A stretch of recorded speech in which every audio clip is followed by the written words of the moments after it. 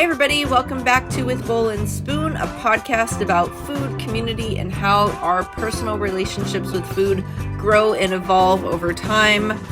I like to call that our personal food evolution. I am your host, Shelly Danko Day. I'm so excited to have as my guest today, Marcus Wyatt from Windy Bridges Brewery. Mm-hmm. Yeah. Hi, Marcus. How you doing? Good. This past summer, as of August 8th, we became the first black-owned brewery in Pittsburgh history, second in the state of Pennsylvania. So we're on our way. The trajectory is looking real good right now. So tell us about Windy Bridges Brewing. Windy Bridges Brewing, again, it's the name derives from, I'm originally from Chicago, so the name is a mix-up of Windy City and City of Bridges. So we came up with Windy Bridges. Yep. Genius.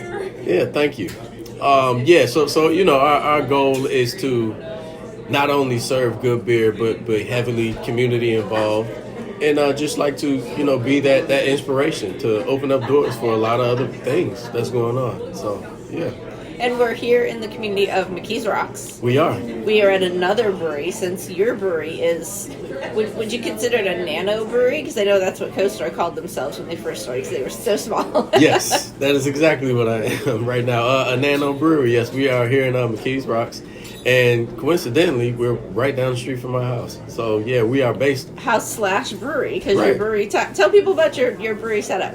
Okay, so We can't visit you at your brewery. Not yet. Okay. Not yet, yeah. So I pretty much converted my garage into a full-scale brewery.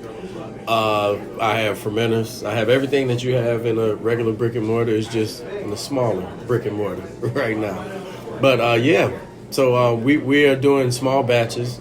Right now I'm brewing like 3.5 barrels or so. So, like you said, it's a nano brewery, just trying to scale up. But I like this pace right now. This is perfect, So you do kind of like you do one brew up to a certain point, and then you start another one, like a medley, a brewing day. So you were doing like two brews on one day. Right, yeah. It's got to be crazy. It makes for a long day. Yeah, those Saturdays are very long. But yeah, I brew 2 batches a day, or a brew session. And that's just to kind of keep up with demand, I guess. Trying to get my inventory up now, so when I do start to get into different bars and stuff like that, I won't run out. There won't be a gap in between. So, yeah, that's where we're at. Talk about what kind of beers you have. What are you brewing right now? Right now I have a cream ale, and this past weekend I did a golden ale. I pretty much want to come out starting with beer that tastes like beer. I want to capture that audience, and in between those, I would like to drop, seasonal beers and, different things like that. But right now I want to keep the fan base just that beer that tastes like beer. Yeah. Beer. So how did you get into brewing? Wow. So this all started years ago. Back when I had my day job, we would all go out to Breakneck Tavern over in Mars. And it's a craft house. So when we get in there, I was the type that would just drink, the Heinekens, the Coronas and High Lifes and stuff like that. So when we get in there, I was kind of encouraged to get a craft beer. So the first beer I had was a Bell's Two Hearted. And from there, it took off. Started loving IPAs. And then a temp actually came and worked with us, and he brought in a mead that he made. Now, although it is different from beer, it is somewhat the same process. And mead is way different, though. I'm not a huge fan, but I'm not a huge fan of. I've had some really good meads. I appreciate the craft. Yeah, I do. Yeah. But for me, it's a little too sweet. Meads are. But I asked him, "How'd you do this?" And then he was like, "Well, you do this, and this, and I also brew beer." So I'm like, "Well, wow, how you do that?" So we get into that whole thing, and he was just like, "You two can be your best friend."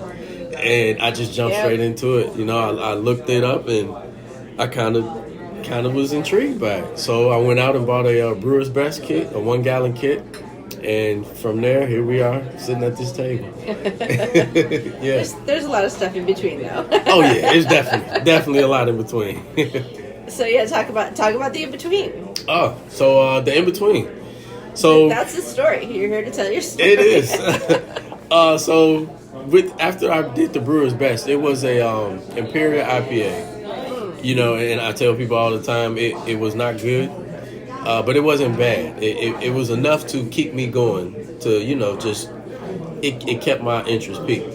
So did you have a way at that time to measure the alcohol in the beer? I knew nothing about that. Oh, okay. Yeah, all I did was I did pretty much what the instructions said on the back. I didn't know how to measure anything or anything. I'm just throwing the ingredients in. Gotcha. And yeah, that's probably why I wasn't that good. Because imperial is strong. It's really high ABV. Yeah. Yeah. And so I don't know how you sort of gauge that. Like if you let it go too long, it could go higher, right? Is that? So at a certain point, fermentation will stop. Okay. Yeah, as soon as it hits a certain, once it eats up all the sugars that it can eat up, it'll stop. Yeah. Okay, so you control this. I do not know anything about this. So you control the alcohol by volume, the ABV in a beer by the ingredients you put in the beginning, and then let it ferment out. Correct. Oh, Correct. okay. All right, cool. Well, that's so you didn't have to worry about it getting too strong or not strong enough. Right. Okay. Right. Yeah. With beers, especially this was a it was a little bit of grain, and then it was like DME and stuff like that. So it was more like syrupy kind of. So when I did it that way, yeah, you can only get it to a certain point, and then after that, once it eats up all the sugars, it's done. That's with any beer actually. So, with that, I kept doing it that way with the different DMEs and stuff like that. And then finally, I figured out I wanted to try all grain beer. So I got into making my own recipes, right? That wasn't that good either. Because I didn't really understand how to pair certain grains with certain, hops or whatever the case. So that was a learning curve for me. But I kept going. The perseverance of it just kept going. And then all in the mix of this, day bracing comes up, right? So while I'm brewing, I'm hearing what he's doing in the community, which made me start to look at, well, okay, how much are black brewers involved in this game?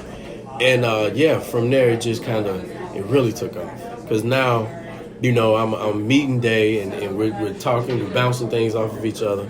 And finally he was just sending me all of these different like applications for different areas to work at, and which is how I ended up at In a Groove. I was the assistant brewer at In a Groove for a couple of years.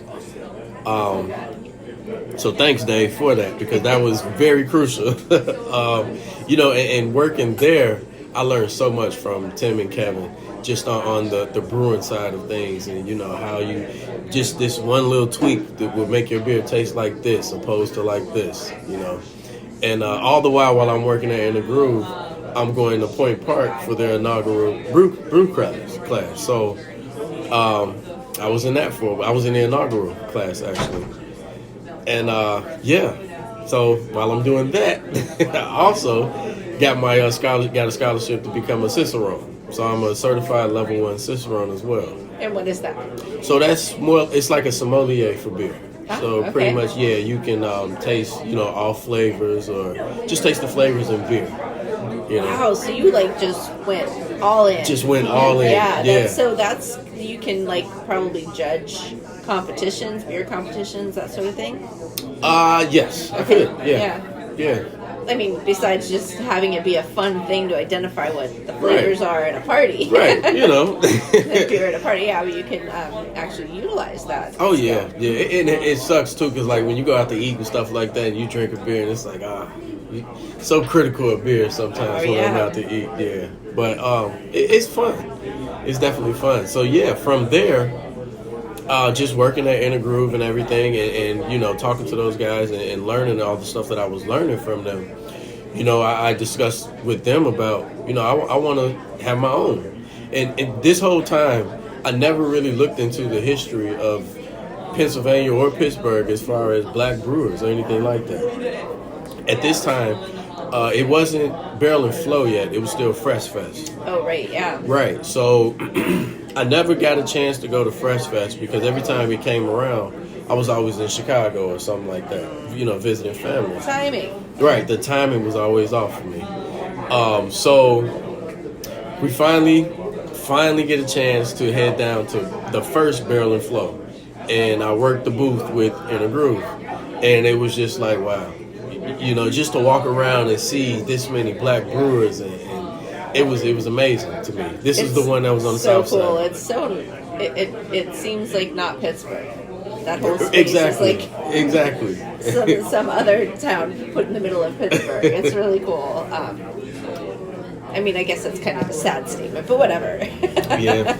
So that was a good turning point for you. It was to see. It was. Did that solidify your determination to become a black brewery owner? It did because at that Barrel and Flow, like I said, the first one, I met the black owned breweries from Chicago. I never knew it was black owned breweries in Chicago.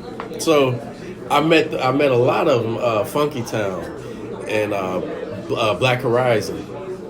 And the different breweries, and it was like, man, this is pretty cool. This is pretty cool. So just meeting those guys and talking to them, hey, how's it going? Just meeting those guys and talking to them and just getting that inspiration, man. It really kind of pushed me to where I think I can do this. So from there, I ended up leaving In a Groove and just trying to perfect my craft at that point. I was doing a lot of different brew fest or just a lot of free pours, going to different places and pouring. Just trying to get people to give me some type of critiques on the beers that I were making. And I got some really positive feedback from a lot of people. So from that point, it was like, all right, well, here's another step. Let's try to take this even further. And then that's where we come up with Windy Bridges. We come up with the name. Me and my nephew, we sat at that kitchen table and we tried to figure that name out. Did you get Post-it notes, stick them up on the wall? Oh my goodness, we had so many different names and all of that. I still have some of those names. I still have them in a box somewhere. Yeah. And yeah, we sat down and we just talked about the vision that we wanted to take this, what we were trying to do, and what Windy Bridges would actually be all about. And so fast forward. Got my LLC this year. Is your nephew, does he participate in the business with you? Yeah, he does a lot of taste testing, if you may. Yeah. Oh, that's cool. Yeah. But yeah, he's definitely one of my biggest critics, which I love. I love an honest critic when it comes to, especially when it's tough when you're making something and you put it out to the public. Because you don't know how people would perceive it. You don't know, what they'll say to you about it, or they might tell you, oh, this is good, and go around the corner and dump it out, or whatever the case. So he always tells me, you need a little bit more of this, or, something like that. Cool. So, yeah. But he doesn't work with you. He doesn't brew with you. No. Okay. Yeah. I usually do the brewing solo. Most people, they always say, I want to brew with you. And then once they see how an actual brew day goes, that kind of turns them off. LONG. Yeah. Very long. Yep. So, yep. And there's a lot of hurry up and wait. It is. Yep. It is. It's a lot of, gotta hurry up and get this done, and then I got an hour of dead time. Yep. So, and So I thought we could do this interview in between, like on a brew day, in between stuff. But you're probably thinking about stuff and don't want to be distracted. Yeah. But definitely next time we do one, definitely we'll do it on a brew day. We have to do third time's a charm. Let's hope not. So you mentioned a day job. Mm-hmm. What do you do for a day job? What is your day job? So I am quality control at a machine shop. Out in Mars, we make water and sewage valves. Our claim to fame is we made the shutoff valve at the point. I don't know if that's good or bad because a couple years ago it flooded. So, but that is our claim to fame. Because of your company, you turn off. We turned it off. And then it's good. Okay. So how long have you been doing that? It'll be 14 years in May. Okay. Yeah, and is that what brought you to Pittsburgh? No, I came to Pittsburgh for my grandparents. My grandfather, he worked for the Steelworkers Union at that time, and they transferred here to Pittsburgh to the headquarters. And for a while, they had been trying to get me to come out here, and it just wasn't my time, I guess, to come yet. And one time they came home, and it was just like, you know what, I'm gonna go back with you, and never look back. Oh wow! Yeah. So you just packed up and got in the car. I did. Wow. I did. Yeah, I talked to my mom. Me and my mom, we talked about it. Actually, me and my parents, we talked about it, and she was okay with it, and we were at peace with me coming here and just trying to start a different life. It was time to get out of Chicago. So yeah, came here with my grandparents, and haven't looked back. So thank my grandparents and the union for moving him here. Excellent. For Windy Bridges. So do they live here in McKees Rocks? No, they live in Cranberry, out in the Cranberry area. Okay. Yeah.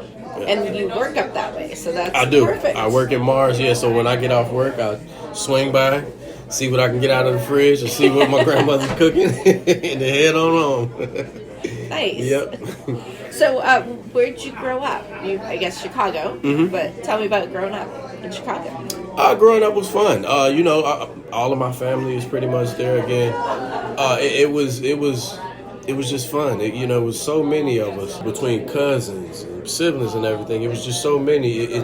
We just always had fun. Everybody would go to my great-grandparents' house. Sundays after church is where you wanted to be. Big family? Big family. Yeah, that's where you wanted to be. That's where our Sunday meals was. That's where our jokes was.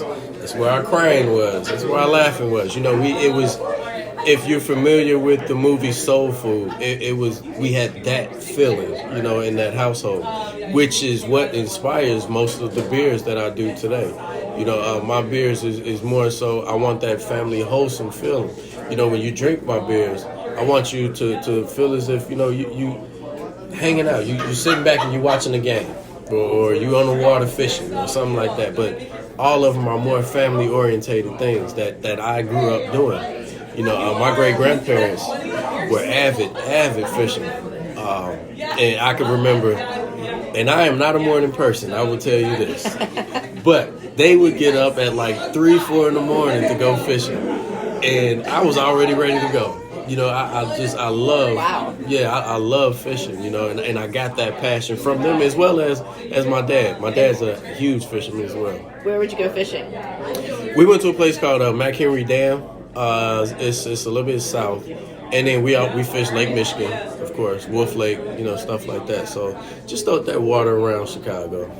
Yeah. And was this fish that you ate, or was it a catch and release kind of thing? Oh no, we caught and kept. Okay. We caught and kept. Well, you got the big family, so right. A lot of people to feed there. That's right. Yeah, we caught and kept, which is a trade that I've passed that down to my daughters. My kids, they love. Well, I won't say love, but they do know how to, catch, clean, and cook. So they are skilled and will tolerate. That's fishing. right. That's right. So, what other kinds of food did you have growing up? Like I said, the soul foods.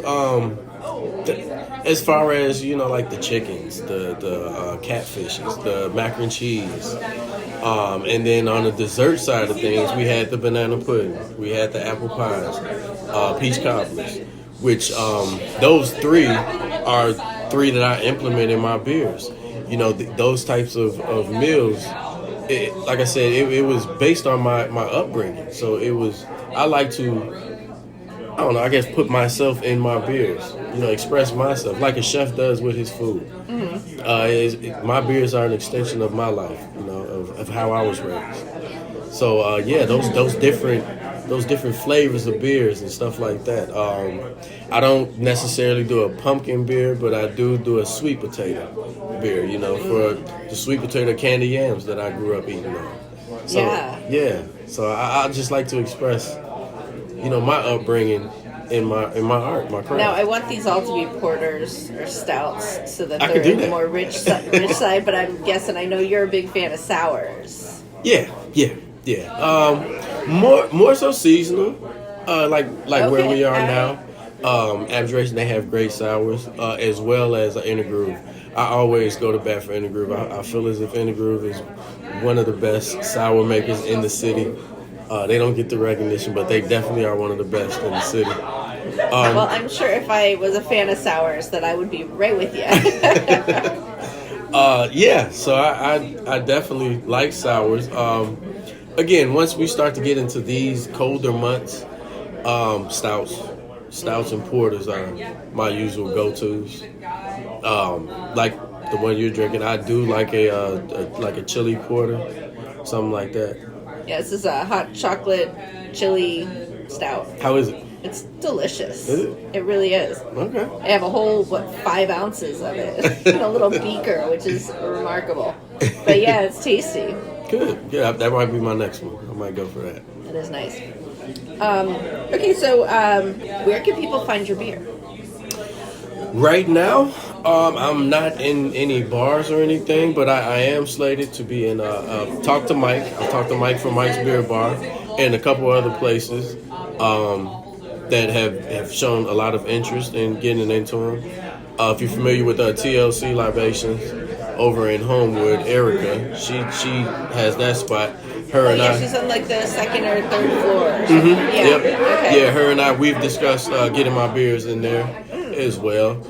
So yeah, I have a lot of different potential areas that I'm trying to get into. Definitely stay updated. Stay tuned so you can keep you updated with what's going on. Where can people find you then? Just put that out there. Oh, on all social media platforms. Gotcha. Under Windy Bridges Brew. Right. Yeah, definitely. I'll tag you in the show notes. Make sure that's in there. Yeah, I definitely try to. When I do brew my beers or anything like that, I try to make it as if you're sitting there with me. You're going through this whole process with me. I'm trying to take it from when I'm crushing my grains to getting my strike water all the way down to when I pitch my yeast. And you even get to see the cleaning up part, which there's a lot of in brewing beer. So, that's a whole other job. How do you keep really up with the is. social media on that? I have a 20. Well, it should be 22 Friday actually. I have a 22-year-old that handles all of that. Yeah, she takes care of all the social media because that's her thing. That's cool. So she is out there on brew day, recording you and getting all the details. Yeah, awesome. Yeah. So she's just as excited, about Windy Bridges as I am. The whole family. We all excited because this is a new adventure. Just in general, owning a business that's huge. That's you're taking a leap of faith. Jumping out and pretty much putting yourself out there. So to have that support from our family is huge. She's just as excited. So, yeah. That's great. So it's a family-owned and operated and run business. It is. Try to vertically integrate as much as possible. Because, at some point, I won't be able to do this forever. And I don't want to be able to pass this down and keep this within the family. Again, as you can tell, I speak highly and a lot about family because, family is very important to me. Those are your main supporters. In this industry, you need that. You need that support because there are times when it's just like, man, what am I doing? I've had those conversations with myself like, damn, you know what you're doing now? Like, you just, yeah. But, to look at them and to have them, hey, did you do this yet? Or did you repost this yet? Or that's that reassurance of you just as invested in this as I am. So that's cool. Yeah. Good checking on you. So are your parents still in Chicago?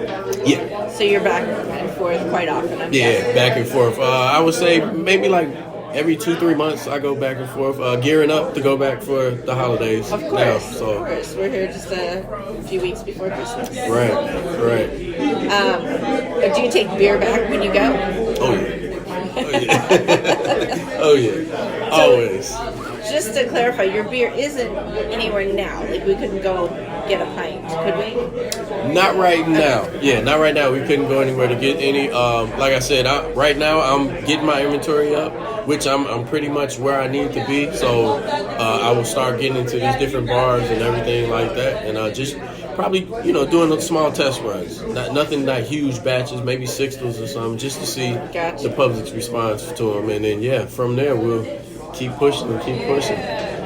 The goal is to, I want to be across the state. And, I'm using, Windy Bridges as a segue. Like I said before, we're community based. So I'm using this more so as a segue just to reach the community, to be able to talk to people who are inspired, to want to do something different. Because this is definitely something different. So, yeah. So when you discovered, real beer... I like how you said that. Real beer. That was an IPA, and then you got into sours. How did you end up coming around to sours being your favorite? It was like I said, I went through the phases. So I went through a whole IPA phase where I was just drinking number IPAs. And then I went through like a wit beer phase. I was just drinking wits and stuff like that. And then when I landed to sours, it just kind of tastes like candy. Like this tastes like candy. Yeah, and it was... First, I was intrigued at the fact that you can even make beer that was sour. I didn't even know that existed until I got to this point. And then I want to say the first sour I had was... It might have been... Oh, man, I can't even remember. Might have been Sour Monkey, maybe? Like the Golden Monkey, the Tripel, but it's sour. And yeah, it was just kind of like, wow, that's pretty good, actually, And yeah, from there, it just kind of... And plus, in the summertime, they're super, very just thirst quenching. And it's good for that hot weather, It's not a heavier beer like your stouts and things like that. IPA sometimes can get real high, and you can only maybe drink one or two, and then that's it. Yeah, in the summer it does get a struggle with the IPAs sometimes because it's real thick on your tongue. Right. It's a lot. That's why the lighter beers are better. Right. So yeah, in the summertime, I try to stick to my sours, the lagers, the I guess beers that taste like beers. So. Yeah. But in the wintertime, definitely stout, man. Love stouts. Yeah. So you said you wanted to get more into community stuff. Yes. What does that look like for the future? So with this, I know that we're dealing a lot with brewing beer. You deal a lot with science and things of that nature. So if we can have some type of STEM program to introduce the science of the how yeast actually works, and things like that. I would like to do that, as well as do food drives and things of that nature. But just more educational pieces on how to brew beer, or not necessarily brewing beer, but just somewhat dealing with the yeast and the grains and stuff like that. Yeah, the science, the math. The science, I would math argue that it should be steam. Because the art in there, because it's cooking, the whole you mentioned, it's creating a flavor and the recipes and all that. So right, steam. Yeah. So yeah, that's where the community based part it comes in. I just want to, like I said, just want to be more sort of that inspiration to kids and stuff that look like me, and just man, well, I can do this. This is different, but I'm not afraid to be different. Break away from the mold is the biggest thing. You just got to be that one that stands out. You got to be the one that says no. Everybody says yes. Be the one that says no. All right? Or when everyone else says no, you could say yes. You say yes. Go against the grain. Go against the grain. Yeah, that's... So, teaching... there are a lot of lessons in that, but you have to be careful when it comes to alcohol and children. It does, yeah. That's the biggest thing. That is the biggest thing. But again, like I said, it's yeast, because yeast isn't just alcohol. Yeast is bread. Yeast is all around us. Sourdough. You're right. So just the science behind that, and like you said, the art of creating your own. Think outside the box and try to come up with your own. So yeah, those are the steps that I want to take as far as the community involvement. And again, like I said, doing the different drives and stuff like that, and just different benefits for different causes. Yeah. So you want to have classes at your brewery, or maybe at the library or something? So we haven't got that far yet. Yeah. I've we can cut that out. Oh no. Just curious. Keep that in. Yeah, because I'm actually in talks with somebody else with something that we're gonna do. I don't want to put too much out there yet, but yeah, something that we're thinking about trying to get something going. Suspense, not dropping names, but all right. That's right. Unless you want to. That's right. Gotta leave a little cliffhanger. That's all. So, I wrote a little note here when you were talking. Because you're talking about the soul food and all that, and you're making beer that's got all of that, soul in it. And I'm thinking it's soul beer. Soul beer. Look at you. Did I just invent a new thing? You might have. I don't know. I don't want you take credit for it. You said it throughout the conversation. I don't know. Down here, so. I like the direction we're going here. Yeah. Again, when you talk to a chef who's very passionate about what they're doing, it's usually, you ask them, well, where'd you get this from? Oh, I was always in the kitchen with my mom. I was always in the kitchen with my grandmother. I watched how they did this and that. And it's, they just have that connection. There's a close connection to what they're doing. They feel it. I was always told, my great grandmother, she's from the South. Well, she was from the South. She passed a few years back. But she always said, never cook when you're mad. Never cook when you're sad. Always be in a good mood or a neutral mood when you cook, because those feelings transform into your food. And I feel it's the same way with beer. Brew. So that's why on my brew days, I start my brew days off usually like with jazz or something light. Something to lighten up the mood a little bit, get my mind a little focused, and then as the day progresses, the music progresses. But, I always try to put myself in the mood of creating. And jazz, again, that's another art that is a creation. It was I wouldn't say outlaw, but it was definitely shunned upon when it first came out, because it was too creative. People couldn't figure out, they going against the grain with this. What is this noise that's going on? And yeah. That's like the inspiration for me. I do like jazz, but I think some of it should be banned. I'm a jazz and the blues guy. Crazy. Yeah, fusion jazz. I'm not a big fan of. Yeah, I'm not a big fan of fusion jazz. Okay, well, so what's next for Windy Bridges Brewing? Next is to get in bars. Get beers in hands. Having people starting to drink the beers. Just being able to get out there and feet on the ground and just talking to people, creating these connections. One thing I have learned about this beer world is it's small, but it's very tight knit. I've rarely come across anybody who is gatekeeping or anything like that. Pardon my French, I've only come across maybe one or two assholes in this whole industry. But for the most part, any and everybody is willing to see you, to help me, because they want to see you win. They want to see you succeed. Because very supportive, yeah. Right, they've been in the same shoes that you're in now, or that I'm in now. So, the next step is just to get that name out there more. I want to be able to go into a bar and hear people saying, "Let me have a Windy Bridges." That would be a humbling experience, but that's the next step. So are you going to be at the bars, since you don't have a brewery of your own, and you're going to have the beers on tap? Are you going to be at those bars and talk to people who are? Oh yeah, right. Of course, yeah. And that'll be found on your social media, so we can follow you. Definitely. I would definitely post where I would be that evening or whatever the case. One thing I've learned about beer also is, your beers are good. Don't get me wrong. Some people's beers aren't that great, but there's a story behind it. And people see your story. People see where you started and your journey to where you're going, and people are supportive. That is one thing I do say about Pittsburgh is Pittsburgh is so mom and pop to me, and I do like that. Different than Chicago. Chicago's a little bit more corporate. There's a lot going on. It's a whole bunch of things going on. But when you get here to Pittsburgh, it's more. Well, such and such mom owns the tire shop up the street, or dad owns the tire shop up the street. Yep, it's like 2 days of separation. Exactly.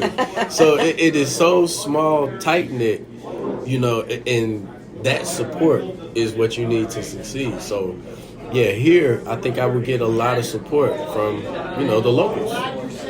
Pittsburgh is a town where if I don't know somebody, you know somebody who knows somebody. I know somebody who knows somebody. Exactly. Yeah. And that freaks people out. I mean, I grew up in Southern California, and my friends are just like, you don't. I'm like, yes, I do. I've known several mayors. Yep. And that's, I mean, I think politically that's the top of the pyramid, right? Yeah. So.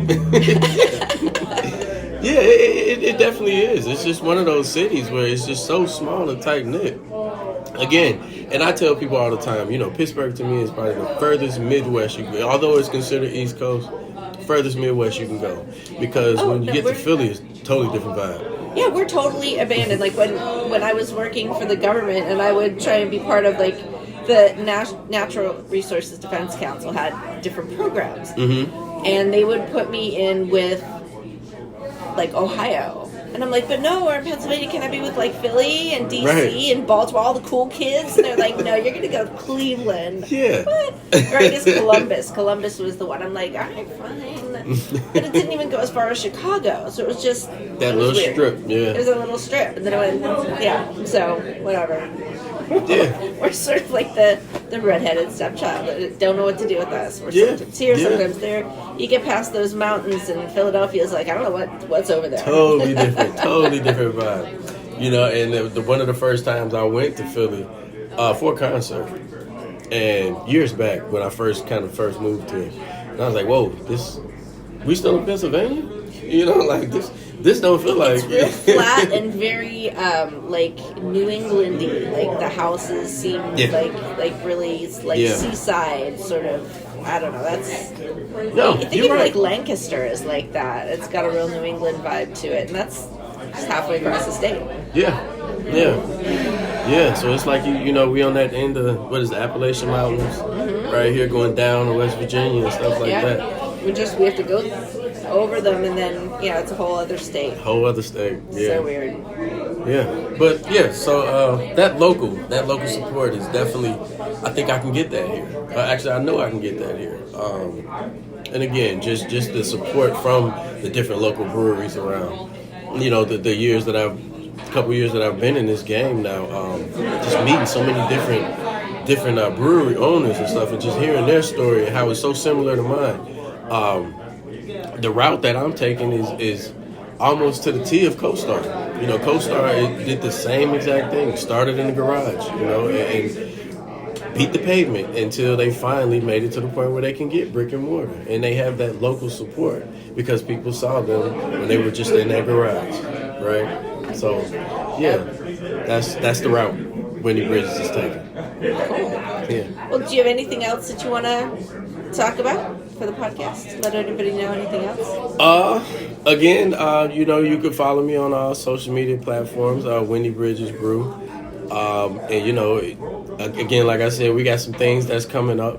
That's going to be pretty special. Yeah. Can't talk about. Okay, we can't talk about just yet. But, so it's just I appreciate the support from the community thus far. It has definitely been a great ride, and I'm just looking forward to keeping it going. Definitely. Well, Marcus, it's so good to meet you and so good to know you and share beers with you. Cheers. Likewise. And thank you so much for being on the podcast. Thank you.